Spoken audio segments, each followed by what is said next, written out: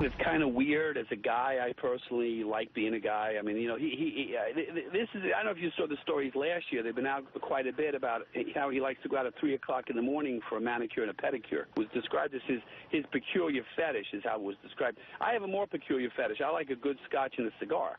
That's my fetish, but we'll just compare the two.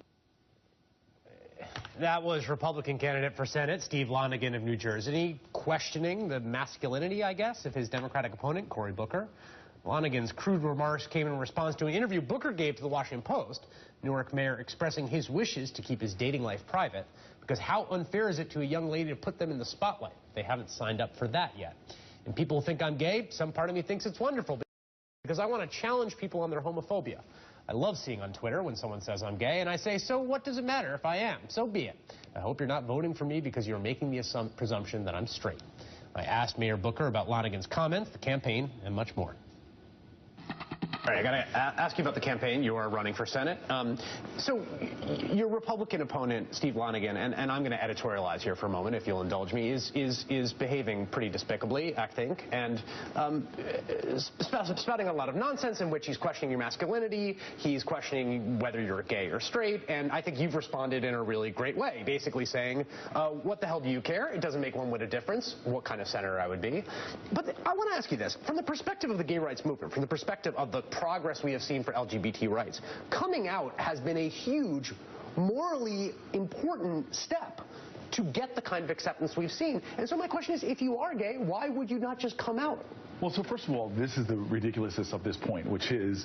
And I agree, it's a ridiculous discussion. It's a ridiculous just so we're discussion. Clear, right. The question really should not be whether I'm gay or straight. The question should be, why the heck are you asking the question in the first place? Right. It doesn't make a whit of difference at what kind of senator I'm going to be or not.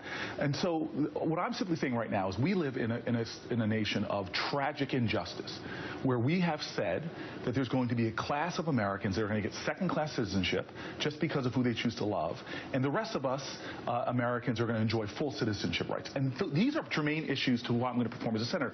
Now, getting back to me, this is what I find comical. My local press, I was talking to one of our local reporters who's been covering me for 7 years and saying, there's more evidence, including your protestations of what your sexual orientation is, that's out there already, that's on the record. As I said to this reporter, and he and I were talking, why is this coming up yet again, right, of something that has been affirmed and talked about a lot? And let me tell you why.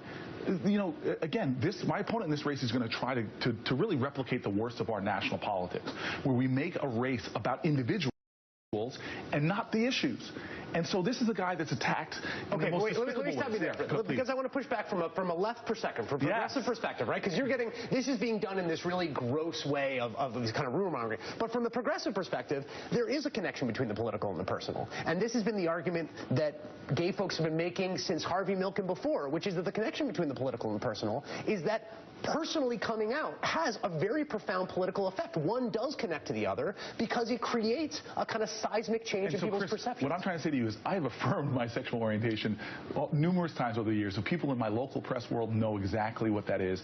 At this point right now, in some ways, the fact that you and I are having this conversation might be a little bit more frustrating, but the reality is the point I'm getting a chance to make right now, and I really, really want to drive this home, is that we need to stop in America talking about anybody in a public realm besides what is important, the content of their character, the quality of their ideas, the courage within their hearts to serve others. That's what's important.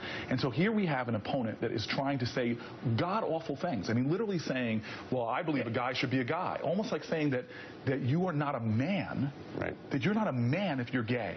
I mean, that is so extreme. Let's shine lights on this for a second and understand that my father taught me what manhood is about.